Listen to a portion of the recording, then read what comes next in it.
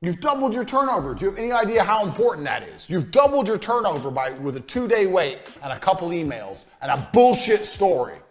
You ain't gonna update anything because they've never seen the original ebooks. They don't know if it's updated or not. You just have to add on another ebook you already had. A big famoose. Famoose is the word I invented in T2. Famoose. You take the money, famoose them. You famoose a goose and you famease the geese. This is business. Listen. He's the goose. You famoose him. You famoose him by taking his $17, emailing him, sending it back, promising a whole bunch of fucking updates, then saying you can get a bundle worth $120 for $40 because he waited, and you apologize for the wait. Like you're doing him a fucking favor. I know you bought 2 days ago. I've updated the ebook now. I know you've done a bit of a wait, so if you want my $100 product for only an extra $20, I'll give you both for $40. Sorry for the delay. Oh, he's doing me a favor. Yeah, okay, he gave me the update, and I got his ebook from Moose the Goose. Bang, doubled your turnover. And it only works because you send that money back. When you send people their money back, I guarantee you it changes how they think. So that's a trick you need to start implementing. Finding ways you could send people their money back. Because that shit works. Trust me, I did that for a very, very long time, especially with low value products with 17 bucks. You ain't making no money on 17 bucks. Send that back, aim for 40s or 50s. That's how you get paid. All it takes is a few emails in between. Keep a spreadsheet so you don't get confused. Be moderately organized. It's easier to double your turnover as a business this way than any other way.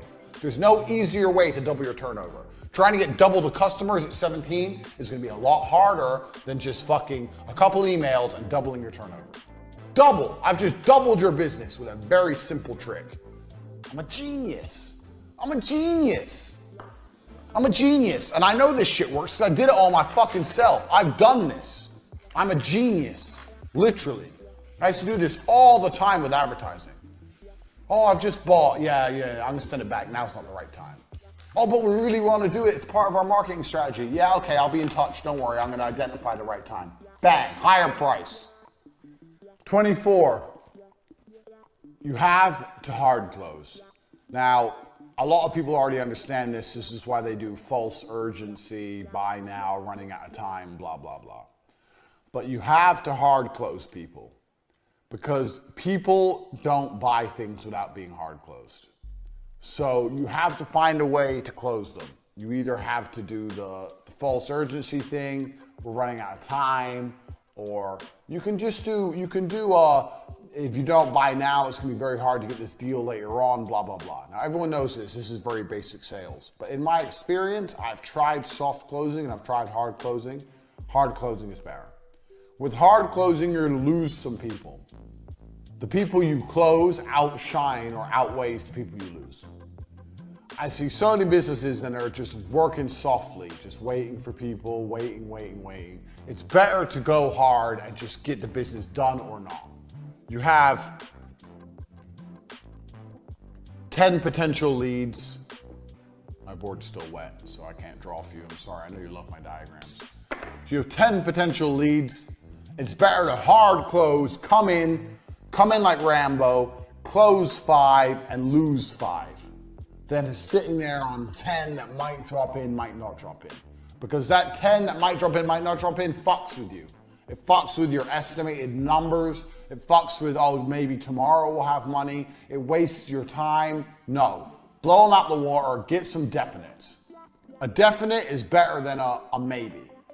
Get a definite.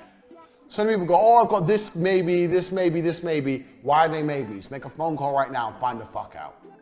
Come up right now and say, look, we're filling up for the month. We're really getting really full. I want to do business with you. I think we can do some fantastic business. I understand you may not be ready to move ahead right now, but if you can move ahead right now, because it's the last place I have available for the month, I'm prepared to give you X amount % discount. Yes or no? Oh, no, I can't. Okay, no problem. We'll speak in a few weeks. Bang, fuck them off. Bye, next. Someone will go, okay, yeah, I'll do it. Bang, get them in. It's better to have, what's the saying? A bird in hand is worth 2 in the bush. Stop fucking around with maybes. There is no maybes. You got to close. You got people out there, if they want to do business with you, they either do or they don't. Everyone's a maybe. Maybe I'll go to the moon. Right now, maybe I'm a fucking astronaut. It doesn't mean anything until NASA calls me up and says, get on the fucking rocket. Am I an astronaut or not? Too many of you are letting fucking maybes fuck around, and don't do that.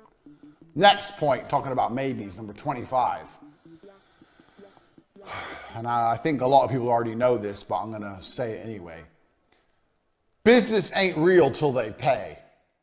Wait, we're on number 25. We're only a quarter of the way through. Think how much shit you've learned in this university. We're a quarter of the way through. 25. It ain't real till they pay. And I mean money in the bank. So when I was running Vixels, remember Vixels, my TV company I was running at the same time I was working at N2? I had the chance to land a deal for a company called Glorious Foods. Is Glorious Foods still a company? Let me have a look. I'm curious. Glorious Foods. And what they did is they had food brands in superstores in the UK. Glorious Foods. Glorious Food, yeah. Oh no, this is a caterer. Fuck. Anyway, they were a very big company. So Tristan called and pitched Glorious Foods for TV. Spoke to a junior marketing manager. Convinced her TV was a fantastic idea. We were talking about sponsorships on the food channel, blah, blah, blah, blah. Anyway, this was a £600,000 deal with £250,000 profit for me and Tristan. $250,000. So he convinces her TV's a good idea, blah, blah, blah. Organize a meeting. I go up to the meeting. In the meeting, I meet the head of marketing, the big boss, and this little loser that Tristan famoosed on the phone. I do the meeting, and I destroy it, because I'm a chi. It was beautiful. Completely destroyed the meeting from head to toe. Bang, did it. They loved me, they loved it. They wanted to do business. I sent them the proposed advertising plan, they loved it. I sent them the contract, they loved it. The deal was done. Me and T, it was done. And when I say done, I know you don't count money until it's in the bank, but it was done. They'd emailed back, yes, no problem. They'd signed the contract. The deal was done. We were just waiting for the money to show in the bank. Anyway, so we're emailing. The head of marketing, whatever, got sick. So when you emailed her, it came back saying, hi, on unexpected leave, I'm dying of some fucking disease, whatever. She got sick. The junior marketing manager had no power. And it turns out the big managing director didn't want to start a TV campaign when the marketing manager was away. So he just wouldn't pay the invoice. Stop fucking. Sue me. Because he knew they were so big, this is like £1 billion company, that we couldn't sue them. Like, I know they signed the contract, but what the fuck are we really gonna do about it? Like, we're just me and my brother. Take them to court, waste our time and money? Bullshit.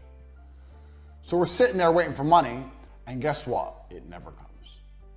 Until the money's in the bank, it ain't real. Doesn't matter if they signed the contract, doesn't matter if they said yes, doesn't matter if they've agreed to everything, doesn't matter if you've started the work, nothing matters until money is in the bank. This is super important, because me and Tristan, when we realized the Glorious Food money wasn't coming, that was the closest I've ever come to feeling genuine depression in a very long time. We were so excited about that money. We did exactly what I said don't do. We got giddy. We weren't professional. We were excited. $250,000 liquid cash. What can we do? We can do this, we can go there, or buy this, buy that, change our lives, all this bullshit. We weren't rich then. That's life-changing money. Do not get excited about money until it's in the bank.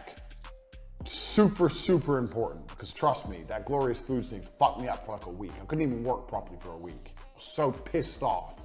Totally demotivated. Don't let that happen to you. And that feeds into the next part, number 26.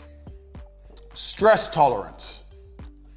You need to learn to care about things mentally, but not emotionally.